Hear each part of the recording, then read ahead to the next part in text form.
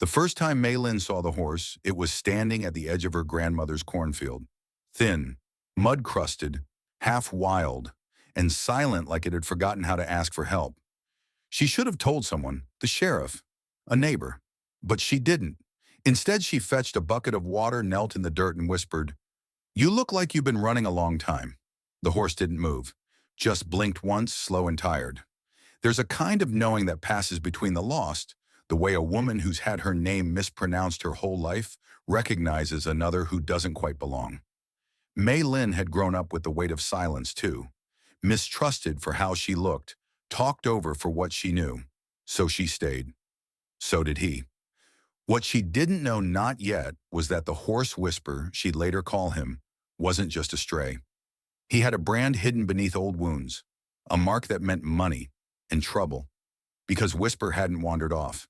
He'd escaped.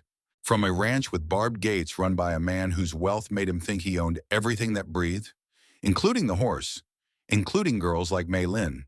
And now that she'd made him hers, tended his wounds, rebuilt his strength, she was about to find out just what it costs to care for something the world doesn't think you deserve. Sometimes the greatest danger isn't what comes riding in from the horizon. It's what follows the quiet things we choose to love. What happens when a girl stands between a billionaire and a horse that was never meant to be free? Will you stay to find out? They said the prairie was empty, but Mae Lin, 17 and silent by nature, knew better. She knew how the wind held whispers in the tall grass. She knew how the cracked floorboards of her grandmother's cabin sighed when the air turned cold. And she knew the sound of hunger when it wasn't spoken aloud. The land had been still too long that autumn, too many dry days, too little left in the root cellar. Her grandmother had taken to sleeping more, her breath rattling like leaves that hadn't fallen yet. No one passed through the valley anymore. The railroad was gone. The store in town had closed. Hope, too, had grown scarce. Then one morning Mae Lin heard it, a sharp rustle, a break in the rhythm of stillness. She crept barefoot across the porch, eyes scanning the line where woods met open land. And there it was, ribs showing through a matted coat, one shoe missing, the other loose. A horse. Not wild, not clean, and not dead yet. It stood with a defiance she understood. They looked at each other for a long time. She didn't call out. It didn't run. The wind paused, and in that silence a decision was made between two creatures that knew what it meant to be forgotten. She walked slowly, palms open. It flinched once, then let her place a hand against its neck. Warm, trembling. Real. She named it Whisper, because that's all she had left. And for a moment, with a sick horse and her calloused hands, something in the silence cracked open. Mae Lin doesn't know yet where the horse came from, or who might come looking for it. Mae Lin had never tended a horse before. Not really, but she knew enough from old books in her grandmother's trunk, from quiet glances at ranch hands who passed them by years ago, from instinct. She boiled water for its wounds. She crushed herbs she didn't have names for. She braided her own hair tight to keep it from falling in his feed, whispering, always whispering. The horse Whisper did not resist her touch. It stood like it had been waiting, like it didn't trust the world, but maybe trusted her. On the third day, it took an apple from her palm. On the fourth, it limped after her as she stepped toward the river bend. Her grandmother never asked about the horse. She only looked out the window longer than usual and muttered, "Things return when they're ready." But on the seventh morning, as Mae washed dried mud from the horse's flank, her fingers paused. There beneath the coat, scarred and faint but unmistakable, was a brand. Not a rancher's mark, a crest, embossed with curled silver shapes like a family seal. Not something local, not something worn by animals meant for field work. And she felt it then, sudden and sharp. This wasn't just a lost horse. This was someone's horse, and not just anyone's. Later that week, an envelope arrived at the post. No stamp, no return name, only a single note inside. "If you've seen the stallion, return him now. No questions asked, no trouble needed." Mae stared at it, the paper trembling in her hands, the words like frost on her breath. She looked at Whisper. He looked back, unmoving. Who would send a warning without a name? And why would a billionaire's horse run this far to find her? For the next 3 nights, Mae Lin slept light. Not out of fear, though it brushed the edge of her dreams, but out of something deeper, quieter. that ache of not knowing what to do when every right thing had its shadow. She didn't tell her grandmother about the letter.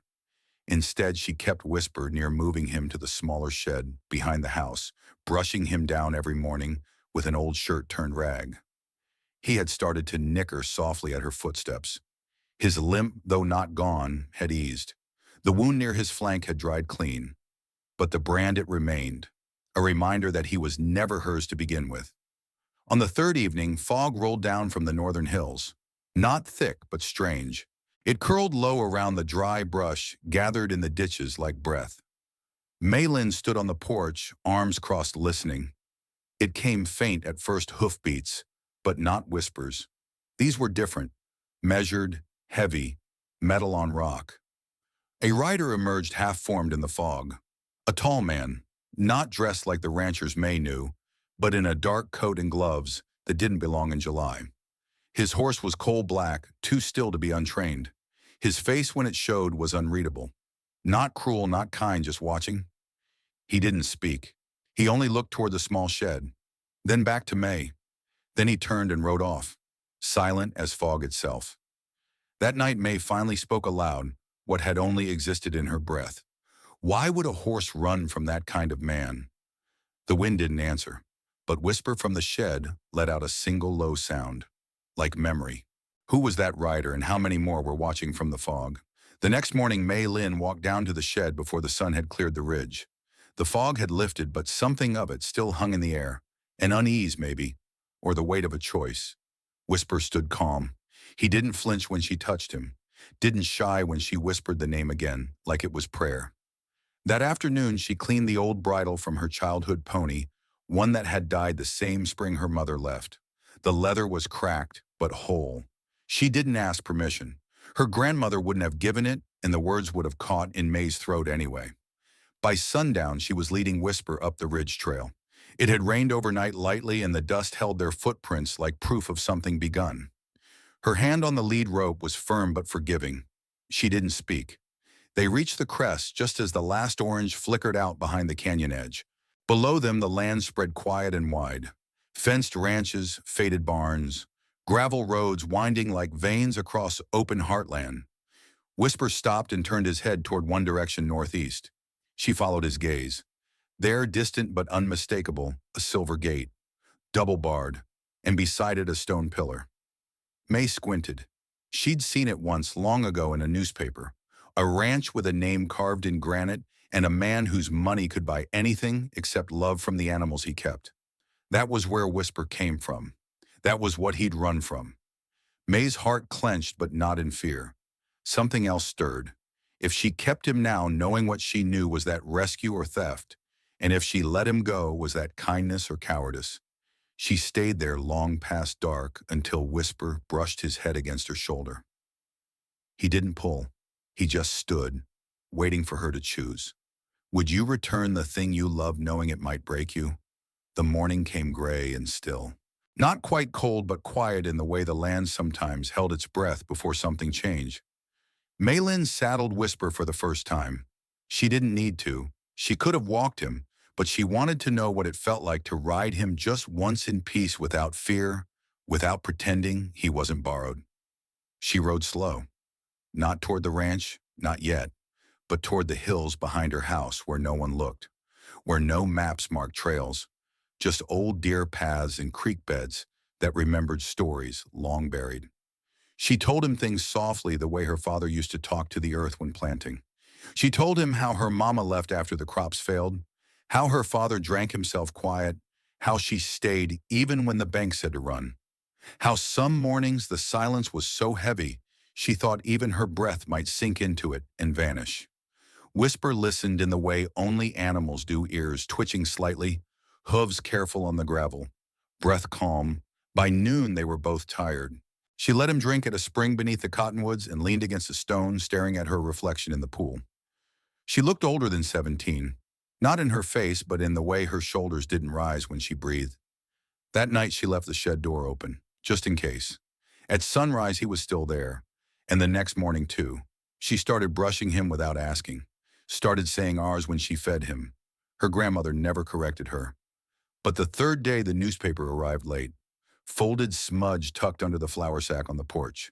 The headline was small, almost like they didn't want it seen. Renowned rancher offers $10,000 for return of show horse. A photo beside it. Whisper. There was no mistaking him.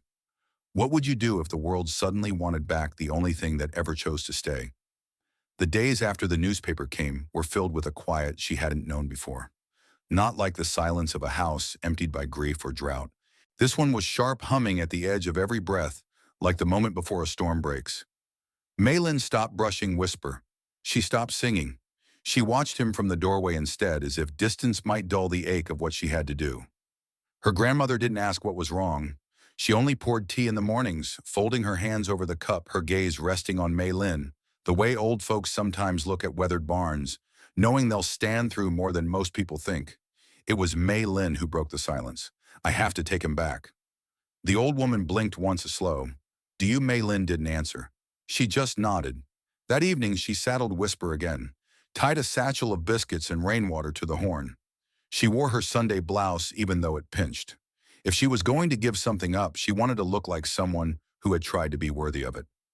The ride to Carver Ranch took hours. Past empty fields, past the old post office with its leaning flag, past towns that had long stopped asking questions. People looked up as she passed. Some nodded, some looked away.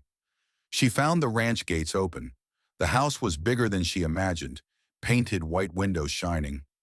Two men were shoeing horses by the barn. One saw her and straightened. I need to speak to Mr. Clay Carver, she said, voice steady. They led her to him.